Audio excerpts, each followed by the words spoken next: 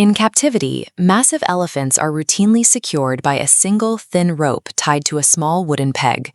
The animal has plenty of physical strength to break free, yet it never attempts to. This is a total collapse of cognitive agency. This phenomenon is known as learned helplessness. For decades, it has served as the fundamental psychological explanation for why beings give up in the face of adversity. The concept originates from a series of controversial laboratory experiments conducted in 1967 by psychologist Martin Seligman. Seligman placed 3 groups of dogs into harnesses. Group 1 was the control, later released with 0 pain. Group 2 and 3 were paired together and exposed to identical electric shocks. Group 2 was given an escapable shock. Pressing a panel immediately terminated the current. Group 3 was the inescapable shock group. Their panel was a dummy. Their pain only stopped when their paired counterpart in Group 2 pressed the functional panel. For that third group, behavior and outcome were completely decoupled.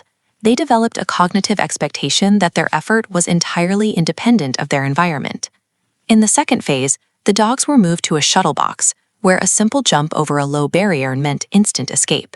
The control group and the escapable shock group figured it out quickly, leaping to safety within seconds. The dogs from the inescapable shock group did not jump. They ran frantically for 30 seconds, then lay down, passively accepting the sustained electrical current. A follow-up study completely immobilized the inescapable shock group with paralyzing cure during the first phase.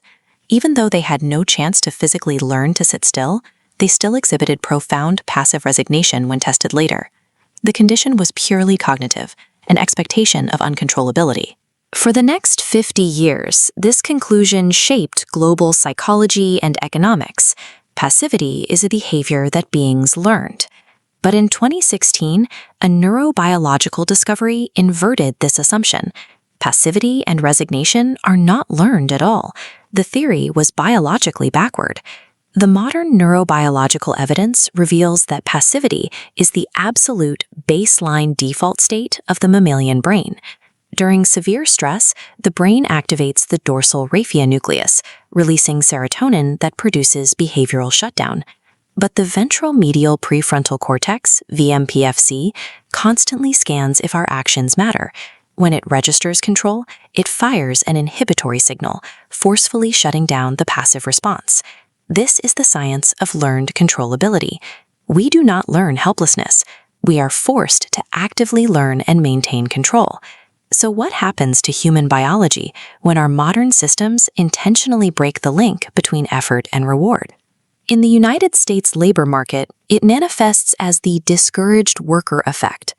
By April 2026, roughly 1.8 million Americans were locked into long-term unemployment. A significant portion of these individuals completely withdrew from the workforce because they internalized the belief that no jobs were available for them. Longitudinal data tracking over 20 million individuals reveals the biological cost. Long-term unemployed persons face a 1.63-fold increase in total mortality, driven by higher rates of cardiovascular disease and clinical depression. In the United Kingdom, the Universal Credit Welfare System introduced arbitrary 5-week payment delays and constant threats of automated sanctions. A major study linked these specific administrative stressors to an estimated 63,674 additional cases of clinical distress, without showing any statistical impact on helping people find jobs. Australia operates under a mutual obligation framework, forcing vulnerable job seekers to navigate digital portals and mandatory training.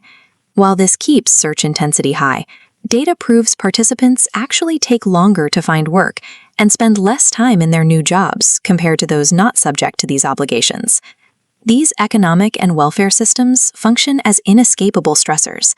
By repeatedly punishing effort, they deprive the vmPFC of the positive feedback it needs to fire its inhibitory signal, leaving the brain stuck in its default state of resignation. If we are trapped in an environment that actively punishes effort, how do we manually kickstart our vmPFC? Martin Seligman found the answer in our explanatory style, the habitual way we explain the causes of personal setbacks. A pessimistic style views failure as permanent, pervasive, and entirely personal. An optimistic style reframes that exact same failure as temporary, specific, and situational. To build that optimistic style, Seligman developed the ABCDE model. A is the adversity, the objective facts of the setback. B represents the automatic, pessimistic beliefs that follow. C is the consequence, the emotional anxiety and resignation that flow directly from those beliefs. The critical intervention happens at step D, disputation. This is where you systematically challenge your own pessimistic beliefs by examining empirical evidence and generating realistic alternative explanations. When that pessimistic belief is successfully disputed, it leads to E, energization, a physical return of motivation and energy that reinforces active coping.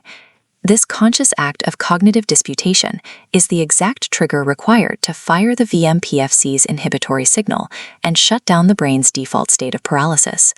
This framework scales. The United States Army utilizes the Master Resilience Trainer Program, teaching these cognitive skills to junior soldiers to prevent PTSD, depression, and anxiety across the force. In the UK, NHS talking therapies utilize cognitive behavioral techniques to help millions of depressed individuals restructure negative schemas, transitioning them from passivity back into active coping.